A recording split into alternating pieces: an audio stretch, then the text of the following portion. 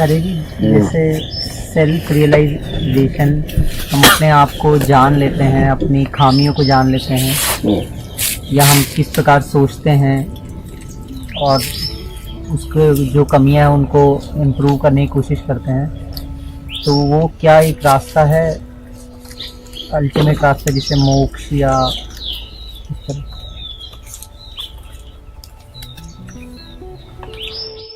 तुम कह रहे हो कि क्या आत्मज्ञान का मतलब है अपनी खूबियों और खामियों इत्यादि को जानना, और पूछ रहे हो कि क्या उस रास्ते से मुक्ति, लिबरेशन मिल सकता है। देखो, जब जाना जाता है तब सिर्फ जाना जाता है, तब खूबी या खामी को नहीं जाना जाता। जब जाना जाता है तब सिर्फ जाना जाता है। एक और तो तुम कह रहे हो कि मुझ में खामी है, तभी तो तुमने खामी को जाना। और अगर तुम में खामी है तो तुम कैसे आश्वस्त हो कि तुमने जो निष्कर्ष निकाला उसमें खामी नहीं है। इसीलिए खूबी या खामी का फैसला तुम हमेशा बाद में करोगे, याद करके करोगे।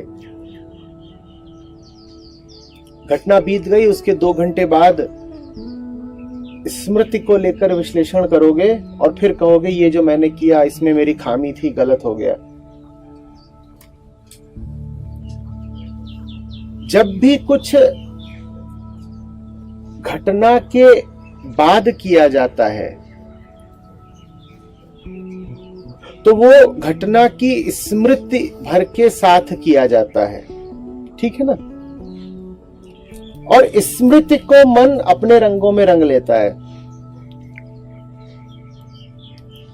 तुम पर दो तरफा चोट पड़ रही है। घटना बीत गई, घटना के बीतने के बाद तुम घटना का विश्लेषण कर रहे हो। पहली बात, घटना क्या थी अब ये तुम्हें ठीक ठीक याद नहीं, क्योंकि जो घटना घटती है वो बहुत बड़ी होती है और मन उसके कुछ छोटे से हिस्से ही याद रखता है या याद रखना चाहता है। जो सब कुछ हुआ क्या वो तुम्हें याद रह सकता है? जो कुछ हुआ वो कभी तुम्हें पूरा याद नहीं रह सकता, ना पूरा याद रह सकता है, ना तुम पूरा याद रखना चाहते हो। तुम उसमें से अपने मतलब भर का याद रखना चाहते हो, ठीक है। तो जब तुम कहोगे कि घटना के बीतने के बाद मैं घटना का विश्लेषण कर रहा हूं और उसमें से अपनी खूबी खामी इत्यादि पता कर रहा हूं, तो पहली चूक तो यहीं पर हो गई कि तुम अब जिस घटना का विश्लेषण कर रहे हो वो घटना कभी घटी ही नहीं थी। हुआ कुछ और था, याद तुम्हें कुछ और है। स्मृति बहुत बड़ा धोखा है। न सिर्फ तुम कम याद रखते हो बल्कि तुम अपने अनुसार याद रखते हो। और इतना ही नहीं कि तुम सिर्फ घटना में से कुछ घटा देते हो, कुछ कम कर देते हो कि मैं पूरा नहीं याद रख पाया। खौफनाक बात यह है कि तुम घटना में से सिर्फ घटाते नहीं, कुछ जोड़ भी देते हो उसमें। जो हुआ ही नहीं वो भी तुम्हें याद आ जाता है। घटना कुछ घटी थी, उसका बहुत सारा हिस्सा तुम याद रखोगे ही नहीं, क्योंकि याद रखा तो असुविधा होगी। और तुम वो भी याद रख लोगे जो घटा ही नहीं और उसको अपनी ओर से तुम घटना में जोड़ दोगे। और कोई तुम्हारी इस चूक को बता नहीं सकता, क्योंकि कोई प्रमाण तो है नहीं कि क्या घटा और क्या नहीं घटा। अब तुम्हें जो याद है तुम्हारे अनुसार वही घटना घटी थी। अब तुम्हें जो याद है तुम्हारे अनुसार वही घटना घटी थी। एक आदमी के घर चोरी हो गई, उसे अपनी अंगूठी नहीं मिल रही है। वो ढूंढ रहा था घर में, उसे मिली नहीं। वो थक करके बाहर आकर के अपने लॉन में बैठ गया। वहां उसका माली काम कर रहा है।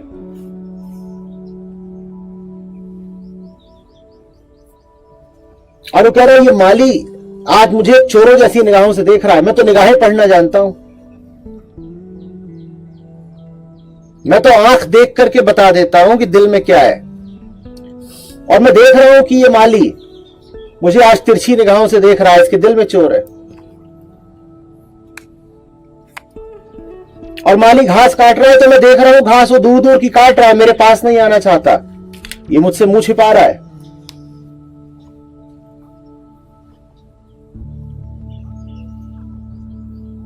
और आज इसकी चाल भी बदली हुई है। हमेशा जरा इसकी चाल में सरलता होती थी, आज मैं देख रहा हूं टेढ़ा टपड़ा चल रहा है।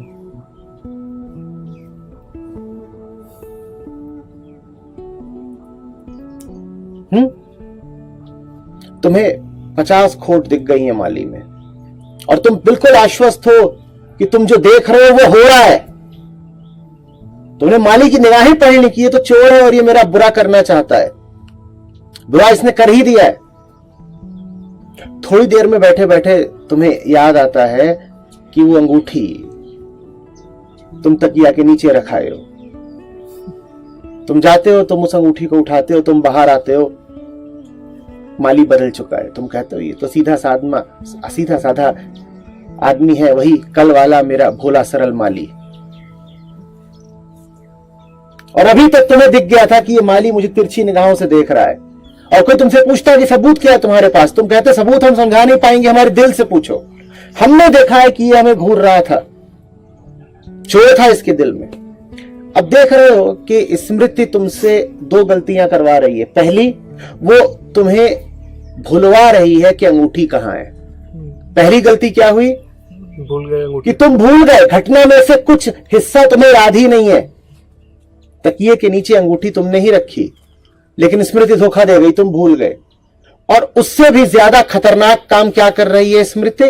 वो तुम्हें वो दिखा रही है जो है ही नहीं। और तुम्हें पक्का भरोसा है कि माली चोर है, और वो तुम्हें तिरछी निगाहों से देख रहा है, और वो तुम्हें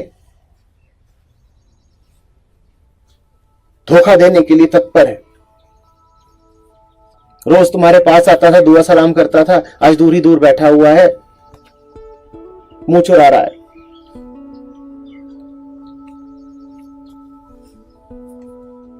बात समझ रहे हो? तो अपने आप को स्मृति के माध्यम से जब भी देखना चाहोगे फंसोगे।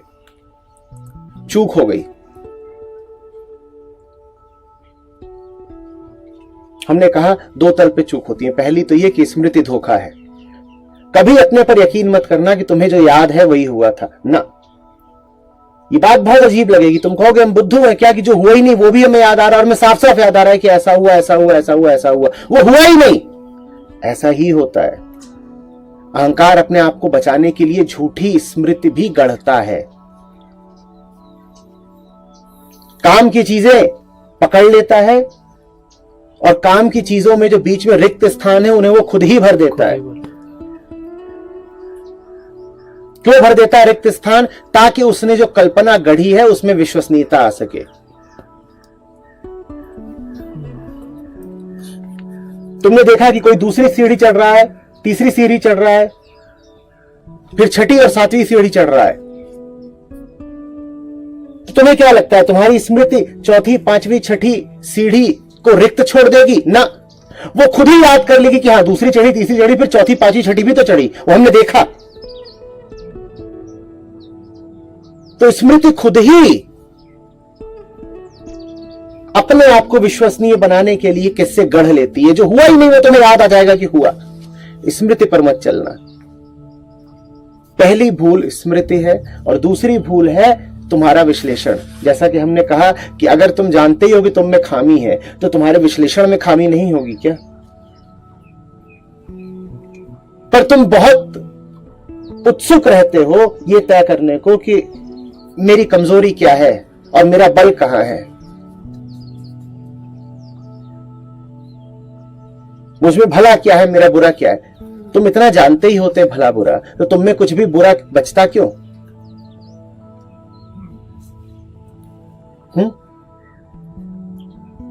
इसीलिए जानना कभी घटना के बाद न हो।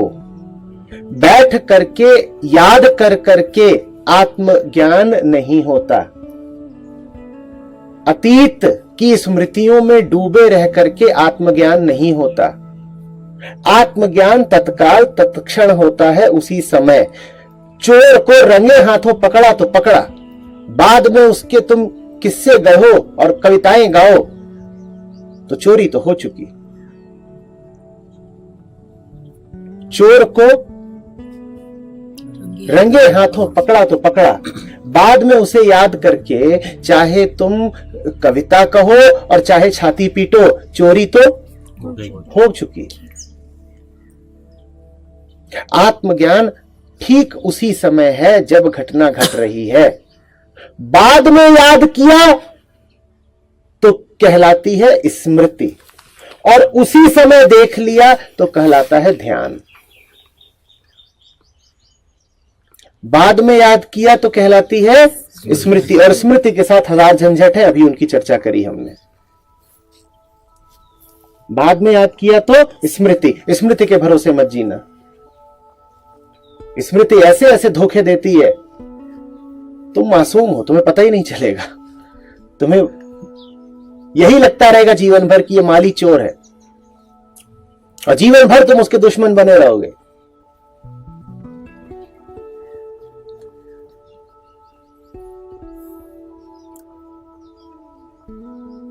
उसी समय जाना तो जाना, और उसी समय जानने के लिए आवश्यक है कि तुम स्मृतियों से, विचारों से, चिंताओं से मुक्त रहो।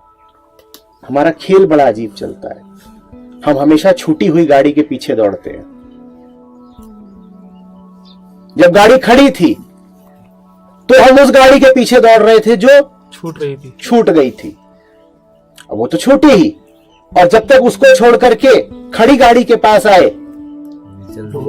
तब तक वो भी चल दी। अब हम उसके पीछे दौड़ रहे हैं, ये भी छूटी, और अगली खड़ी थी और उसके पास आए तो वो भी छूटी। हम ऐसे जीते हैं। हम हमेशा छूटती गाड़ियों के पीछे दौड़ते रहते हैं, और हमें ले जाने के लिए कोई ना कोई गाड़ी वर्तमान में लगातार खड़ी हुई है, पर उस पर हमारा ध्यान नहीं है। हमारा ध्यान सदा उस गाड़ी पर है जो उसकी चिंता करो, मरसिया पढ़ो, सर धुनो।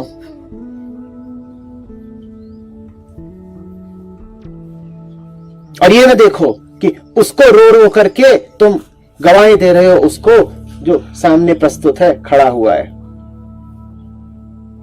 आत्मज्ञान है खड़ी हुई गाड़ी में बैठ जाना। जो सामने है उसको देख लो।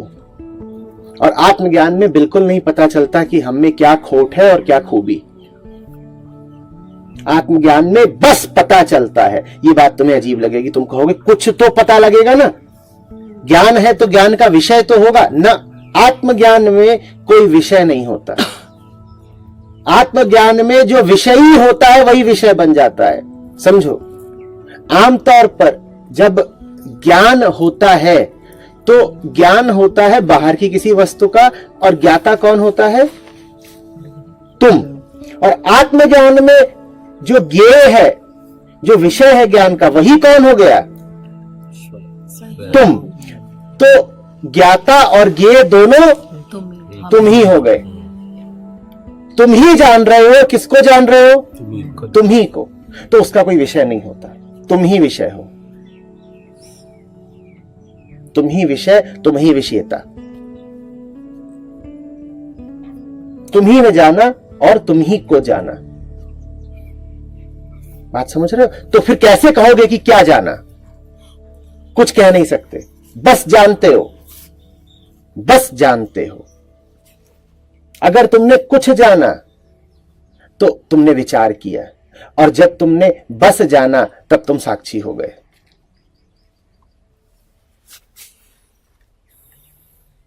इसीलिए मैं तुमसे कहता हूं बार बार कि तुम बस सुनो।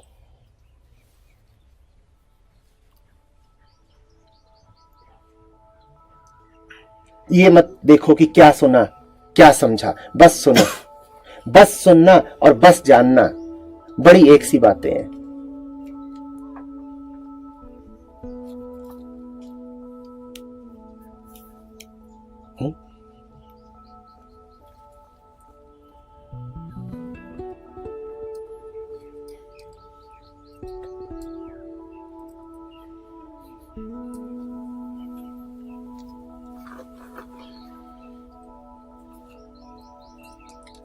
स्वामी जी भजन को समझ के गाने में भी क्या वही चीज होती है? समझ के गाओ तो अच्छा है, बिना समझे गाओ तो भी अच्छा है। गाना आवश्यक है, डूबना आवश्यक है। अक्सर जब तुम्हें शब्दों के अर्थ पता रहते हैं तो मन को मिठाई देने में सरलता हो जाती है। शब्दों के अर्थ नहीं पता है तो मन क्या करेगा? मन बार बार किसी बिगड़ाल बच्चे की तरह सवाल उठाएगा। क्या सवाल उठाएगा? ये क्या गा रहे हो? क्या मतलब है इसका? तुम इतने भोंदू हो कि बिना समझे गा रहे हो? तो ये उद्दंड बच्चा है, ये बीच में नाहक समस्या खड़ी करेगा। अरे बताओ बताओ, पता तो है नहीं, गाए जा रहे हो, ऐसे ऐसे करेगा। तो उसको चुप कराने के लिए, उसके मुंह में मिठाई डालने के लिए शब्दों के अर्थ पता कर लो, पर वास्तव में उन अर्थों में कुछ नहीं रखा है। उन अर्थों से तुम तर नहीं जाओगे, उन अर्थों से पार नहीं हो जाओगे। तो शब्द है, शब्दकोश में सारे ही शब्द होते हैं, उनसे तुम तर गए क्या? तो फिर भजन क्यों गाते हो? शब्दकोश ही पढ़ लो। भजन तो छोटा है, शब्दकोश बहुत बड़ा है, वहां सब शब्द। भजन की बातों का, भजन के बोलों का अर्थ जानना आवश्यक है। क्यों आवश्यक है समझ गए ना? ताकि मन उपद्रव ना करे, और मन जब उपद्रव करे तुम उसके मुंह में मिठाई डाल दो कि ले खुश रहे।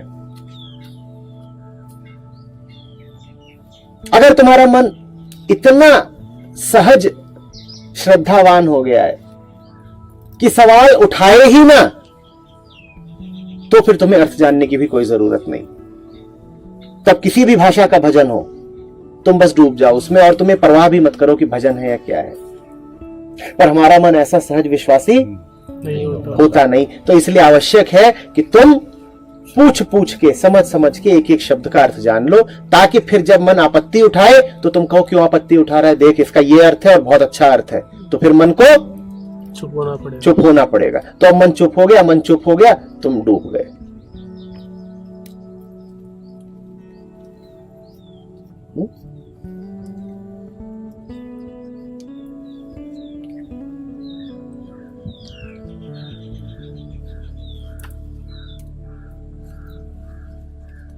आचार्य जी, हम सुबह जब प्रार्थना करते हैं तो हम बोलते हैं यहाँ पे, हे राम मुझे मुझसे बचा।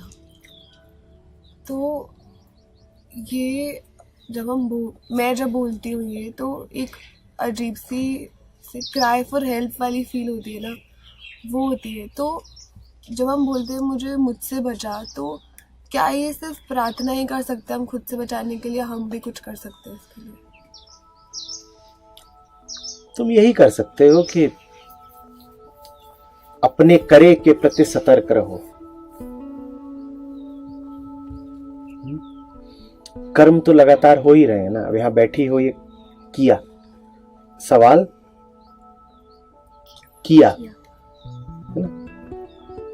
अभी थोड़ी देर में उठोगी, जाओगी, तो वो सब करोगी, है ना? सब कर्म है। ये जो भी कर्म है इनके प्रति होशमंद रहो। कर्म की धारा रुक नहीं सकती। तुम ये नहीं करोगे तो वो करोगे। जब तक सांस चलेगी तुम करते ही रहोगे। कर्म किसी क्षण नहीं रुक सकता। तुम सो रहे हो तब भी नहीं रुकता है। तो बस जो हो रहा है तुम उसके प्रति सतर्क रहो। उसमें ऐसे ना बह जाओ कि जैसे किसी बेहोश को नदी बहा ले जाती है।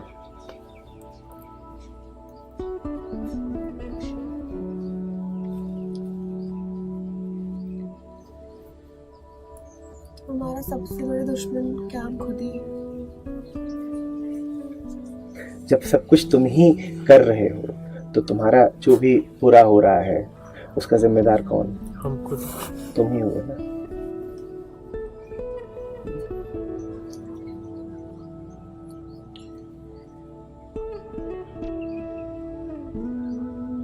और वो बात ज्यादा त्रासद इसलिए हो जाती है क्योंकि ये दुश्मनी आवश्यक नहीं थी।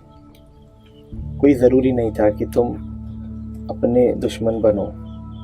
कोई जरूरी नहीं था कि तुम जैसे कर रहे हो वैसे ही करो। कोई जरूरी नहीं था कि तुम्हारे भीतर जो कर्ता बना बैठा है वही करता रहे। जो वास्तविक करतार है वो भी करता हो सकता था, पर तुमने उस पर भरोसा ही नहीं किया। तुमने दोनों बातें पर्याप्त और एक सी मात्रा में है। पहली बात,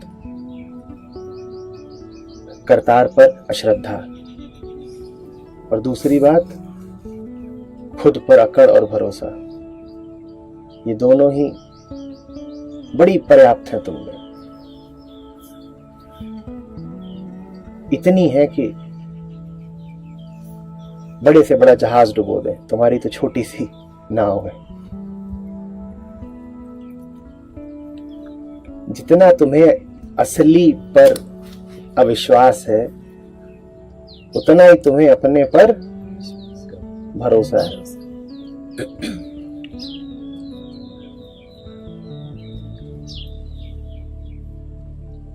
जरा सा चीज तुम्हारी उम्मीद के खिलाफ होती नहीं कि देखा है कैसे चिपकते हो। तुम्हारे सामने तो परमात्मा भी खड़ा हो, तो उसे भी तुम्हारी उम्मीदों के अनुसार चलना पड़ेगा, नहीं तो नाराज हो जाओगे उस पर, तुरंत नाराज हो जाओगे। पता ही नहीं परमात्मा, तुम्हें बता दिया जाए परमात्मा है, तुमको ठीक है परमात्मा है, बड़े आदमी है, कोई बात नहीं, लेकिन हो सकता है कि उनका रुआब जान के, उनको बड़ा जान के तुम अपनी नाराजगी व्यक्त ना करो, लेकिन दिल ही दिल में रूठ तो जाओगे। परमात्मा आए और तुमको नहीं पहले बैठाया तो कहोगे ये देखो इतना भी इन्हें अदब नहीं आता, लेडीज फर्स्ट कहने को परमात्मा है। अरे तुम परमात्मा से कोई सवाल पूछो, कहो मिल गए हैं, परमात्मा है तो, और जवाब दे दें और जवाब तुम्हारे अनुकूल ना हो, तुम्हें पसंद ना आए, तुम देखना कैसे मुंह बिसूरोगे कि ये पता नहीं क्या जवाब दे रहे हैं।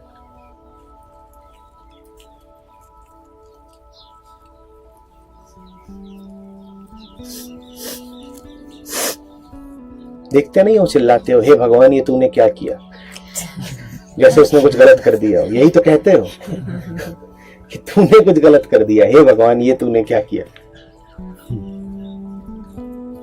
पर हम ये भी तो पढ़ते हैं कि सब भगवान के डिसीजन किस्मत। हाँ, पर सब करा धरा भगवान का दो तरीके से होता है। एक तो ये कि भगवान स्वयं करे, वो हम उसे करने की इजाजत नहीं देते, और दूसरा ऐसे कि भगवान की माया करे, वो होता है जब तुम सीधे सीधे अपने आप को परम के हाथों सौंप देते हो, तो इसमें तुम्हारे लिए आनंद है, शांति है। और जब तुम अपने आप को परमात्मा के हाथों नहीं सौंपते, तब भी किसी और के हाथों तो सौंपते ही हो, तब तुम अपने आप को जिसके हाथों सौंपते हो उसका नाम है माया। वही माया तुम्हारे भीतर अहंकार बन के बैठती है। माया में तुम्हारे लिए न आनंद है न शांति है, अपितु दुख है। जब तुम अपने आप को माया को सोचते हो तो सौंपते हो तो खुश हो जाते हो, सोचते हो चलो भगवान से बच गए। तुम ये भूल जाते हो कि माया भी किसकी है, भगवान की ही है। तो ये तुमने बड़ा गलत काम कर लिया। जिससे बचना चाहते थे उससे बचने का तो कोई तरीका नहीं, तो बच पाए भी नहीं। किससे बचना चाहते थे, परमात्मा से, उससे बच तो पाए नहीं। माया के हाथों भी अगर खिलौना बने तो किसके हाथों पड़े, परमात्मा के ही हाथों पड़े। पर अगर सीधे सीधे परमात्मा को खुद को सौंप देते तो आनंद पाते, और माया के हाथों अपने आप को सौंप दिया तो दुख पाओगे।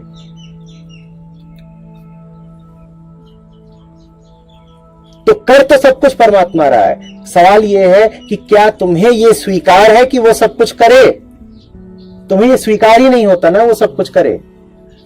तुम अपनी चलाना चाहते हो, वास्तव में तुम्हारी कभी चलती नहीं, लेकिन अपनी चलाने की कोशिश में तुम अपने लिए दुख खूब जुटा लेते हो। बात समझ रहे हो? होगा तो वही जो उसके विधान में है, पर तुम्हें उसका विधान मंजूर कहां है? तुम्हें तो अपना विधान चलाना है। जब तुम्हें अपना विधान चलाना है, इसी को माया कहते हैं। अपना विधान चलाना चाहोगे, तुम्हारा चलेगा? चलेगा नहीं। लेकिन चलाने की कोशिश में दुख पालोगे। यही मूर्खता है, यही माया है।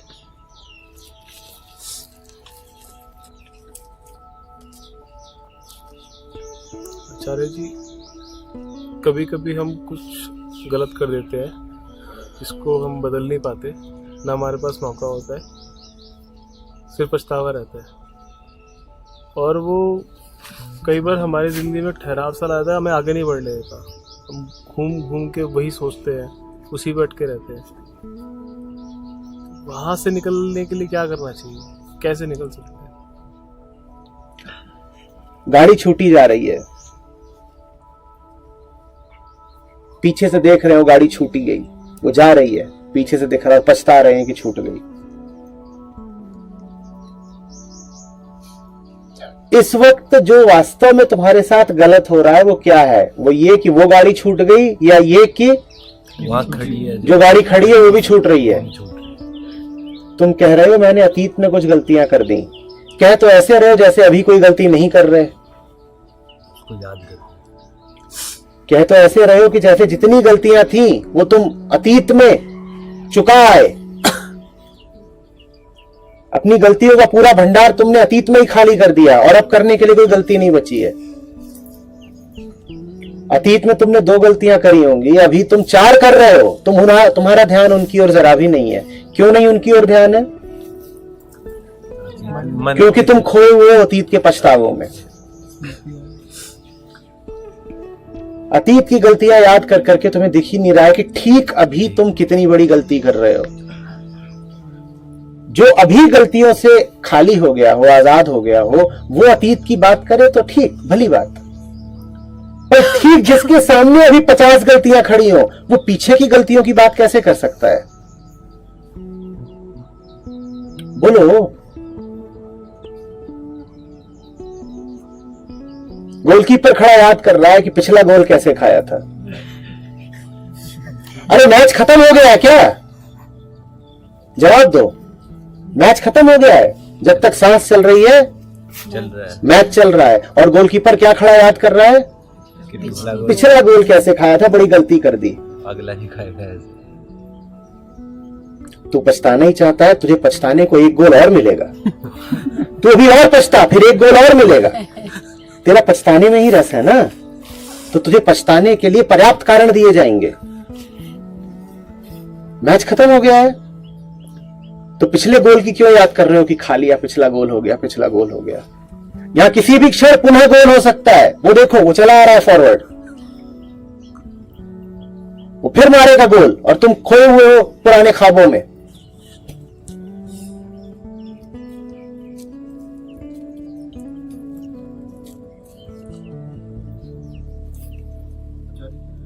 आपने कहा कि सतर्क रहें, तो जो हो रहा है उसके प्रति या जो कर रहे हैं उसके प्रति कुछ हो नहीं रहा होता, ठीक है। मात्र उतना ही होता तुम्हें पता चलता है जो तुमसे संबंधित है। तो जो कुछ भी तुम कह रहे हो कि हो रहा है, वास्तव में तुम्हारा सृजन है, निर्माण है, कर्तृत्व है। तुमने किया है, कुछ भी हुआ नहीं है।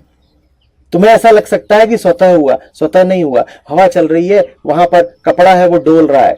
तुम्हें क्या लग रहा है कि वो घटना सिर्फ हो रही है? नहीं, वो हो भर नहीं रही है, तुम उसमें साझीदार हो। और प्रमाण इसका यह है कि इतना कुछ हो रहा था, उसमें तुम्हें सिर्फ यही नजर आया कि कपड़ा डोल रहा है, कुछ भी होता नहीं। तुम निरपेक्ष भाव से कुछ नहीं देख पाते। तुम जो भी घटना कहते हो कि घट रही है, उसमें तुम शामिल हो। भले ही वो घटना तुमसे बहुत दूर घट रही हो, वहां पर्वत शिखर पर एक चिड़िया उड़ रही है, तुम्हें क्या लग रहा है ये बात सिर्फ पर्वत की और चिड़िया की है, उन दोनों की आपसी बात है? नहीं, इसमें तुम भी शामिल हो। तुम शामिल ना होते तो तुम्हारा उस पर ध्यान कैसे जाता? तुम्हारा उससे कोई लेना देना है। तुमने उसको देखा है और उस घटना को अर्थ दिए हैं। तुम न होते तो वो घटना न घटती। और प्रमाण इसका दिए देता हूं। तुम कहो कि पर्वत पर चिड़िया बैठी है और ये कहें कि पर्वत पर चिड़िया बैठी है, दोनों एक ही बात नहीं कह रहे। अगर वो घटना व्यक्ति निरपेक्ष होती तो दोनों ने एक ही बात कही होती ना। वहां पर्वत के शिखर पे चिड़िया बैठी है, ये बात तुम कहो और ये बात वो कहे, तो दोनों अलग अलग बातें कह रहे हो। अलग अलग कैसे कह रहे हो? क्यों? क्योंकि वहां जब है तो है पर्वत, चिड़िया और प्रतीक। तो पहली घटना हुई पर्वत, चिड़िया और प्रतीक। और जब ये कहते हो कि पर्वत पर चिड़िया बैठी है तो घटना का नाम है पर्वत, चिड़िया और वैभव। अब हो गए ना अलग अलग, अब अलग अलग हो गए ना। अगर सिर्फ पर्वत और चिड़िया होते इधर और पर्वत और चिड़िया ही होते उधर भी, तो दोनों घटनाएं एक होती, पर एक कभी होती नहीं है। तुम्हारे लिए पर्वत पर बैठी चिड़िया का जो अर्थ है और तुमने जो देखा, वो घटना उससे बिल्कुल अलग है। जो इन्होंने देखी, जो इन्होंने देखा और जो इन्होंने अर्थ किया, वो बिल्कुल अलग है उससे जो तुमने देखा और तुमने अर्थ किया। तो कभी कुछ होता नहीं है, हमेशा हम उसको कर रहे होते हैं। और जब कुछ कर रहे होते हैं तो कभी भी एक चीज नहीं होती, बहुत सारी चीजें चल रही होती है। तो फिर सतर्क रहने का मतलब सतर्क हम किसी एक चीज से ही स्टार्ट कर सकते हैं। जिससे तुम्हारा मतलब है बस वही हो रहा होता है, तुम उसी के प्रति सतर्क रहो। जिससे तुम्हारा मतलब नहीं, जिसमें तुम शामिल नहीं, वो हो ही नहीं रहा है। क्या अभी गंगा बह रही है? नहीं बह रही, क्योंकि उनसे तुम्हारा अभी कोई मतलब नहीं, अभी बह ही नहीं रही। सिर्फ वही हो रहा है जिससे तुम्हारा मतलब है। क्या अभी अमेरिका और रूस में कुछ हो रहा है? ठीक इस पर नहीं, कुछ भी नहीं हो रहा। क्यों नहीं हो रहा? क्योंकि उससे तुम्हारा कोई मतलब नहीं। ये बात तुम्हें अजीब लगेगी, पर इसे समझो। अभी न गंगा बह रही है, न अमेरिका और रूस में कुछ हो रहा है। वहां तभी कुछ होता है जब तुम्हारा उससे कुछ अर्थ, कोई प्रयोजन होता है, अन्यथा कुछ नहीं होता। दुनिया बस उतनी है जितनी तुम्हें दिख रही है, पता लग रही है, जितने से तुम्हारा सरोकार है। तुम बस उतने के प्रति सतर्क रहो। बाकी से तुम्हें जब लेना ही देना नहीं तो काहे की सतर्कता? उसमें भी बहुत सारी चीजें, उसमें बहुत सारा नहीं होता। वो छोटा पल एक होता है जिसमें तुम एक चीज से जुड़े होते हो, और उसके तुरंत बाद एक अगला पल आ जाता है जिसमें तुम किसी अगली चीज से जुड़े होते हो। पर एक समय में जुड़े तुम एक ही चीज से होते हो। दिक्कत बस ये है कि जिससे तुम जुड़े होते हो उससे जुड़ने का समय, उससे जुड़ने का कालखंड तुम्हारा बहुत छोटा होता है। मन के बहुतक रंग है, पल पल पल पल पल पल पल पल पल पल पल पल पल पल बदल देता है। पर एक क्षण में एक ही रंग होता है, और एक क्षण से मेरा आशा एक सेकंड नहीं है, पल सेकंड का भी करोड़वां हिस्सा है।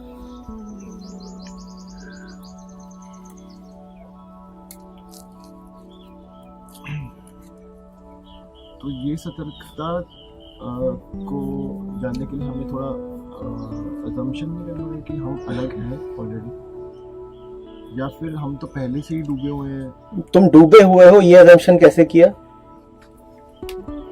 मैं डूबा हूं ये असम्पशन नहीं है, ये तो यथार्थ है। और मैं अलग हूं ये असम्पशन है। तालियां। देखो मन की हालत।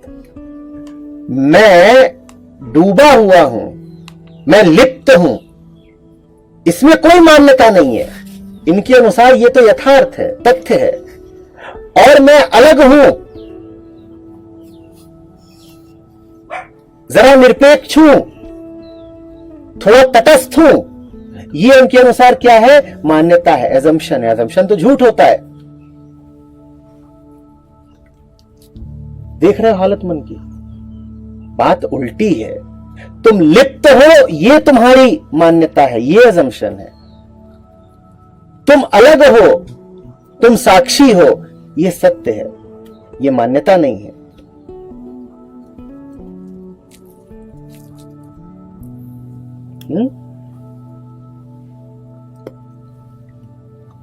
गुरुजी जैसे अभी बात करते करते चिड़िया पर्वत ऐसे ऐसे तो मन वहां भटक जाता है, उसको कैसे? कुछ नहीं कर सकते, देखो कि चला जाता है। और इससे मतलब जैसे आप बोल रहे थे बीच में तो मन वहां चला गया पर्वत पे, आपकी बात कुछ सुनी कुछ नहीं सुन पाया। जिस क्षण मन पर्वत पर गया और तुमने देखा अरे ये तो पर्वत पे जाके बैठ गया, वो क्षण है जब बिजली कौंधेगी और तुम जान जाओगे कि ऐसे जी रहा हूं मैं। वो तो हो जाता है कि भाई वापस आ जाए। बहुत है, वापस आने की भी चेष्टा इत्यादि ना करो। जो हुआ है वही शिक्षा से इतना भरपूर है कि उसके बाद तुम्हें अब कोई निर्णय लेने की जरूरत नहीं। मैं निर्णयों से बड़ा घबराता हूं, क्योंकि जहां तुमने निर्णय ले लिया वहीं तुमने खेल खत्म कर दिया। उसके आगे तुम कहते हो कि अब कुछ जानने की जरूरत ही नहीं, हो गया निर्णय।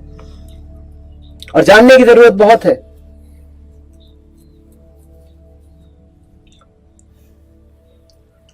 बिजली का कौंधना तुम्हें इतनी भी गुंजाइश नहीं देता कि तुम निर्णय ले पाओ, या ले पाते हो? ले पाते हो क्या? तो बस वैसे ही होता है जानना। दिख तो गया कि बिजली कौंधी, पर सोच नहीं सकते उस बारे में। ऐसा हुआ और वैसा हुआ तो ही जाना। वारी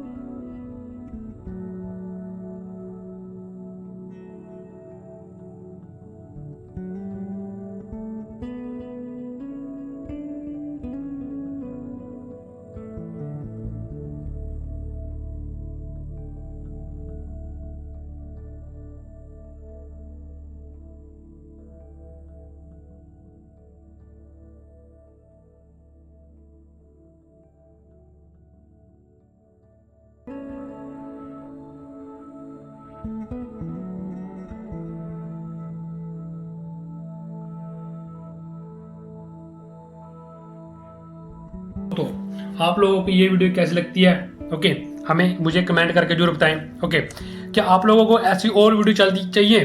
ठीक है, क्योंकि मैं आचार्य प्रशांत जी को काफ़ी टाइम से फॉलो कर रहा हूँ, मतलब उनकी वीडियो ऐसी वीडियो देख रहा हूँ जिसका आप अंदाजा लगा सकते हैं। ठीक है, तो मेरी ज़िंदगी बहुत अच्छी होगी इस वजह से मैंने ये वीडियो, उनके एक जो वीडियो तो मैं ले सकता लेकिन ऑडियो जरूर ले सकता हूँ। ठीक है, और साथ में ये भी बता सकता हूँ कि मैं ये काम कर रहा हूँ। ठीक है, इस चैनल को सब्सक्राइब कर लो और इस टाइप की वीडियोस डालने के लिए आपको किस टाइप की वीडियो चाहिए, आपके जीवन में समस्या क्या क्या है कमेंट करके बताएं, फिर मैं क्या करूँगा वैसा ही कंटेंट आपको दूंगा। ठीक है, क्योंकि मैंने बहुत सारी वीडियोस में जानता हूँ, ठीक है, आचार्य प्रशांत की। ठीक है, ऐसी वीडियो जो आपके जीवन को सुंदर करेगी। ठीक है, ओके दोस्तों, थैंक यू वेरी मच।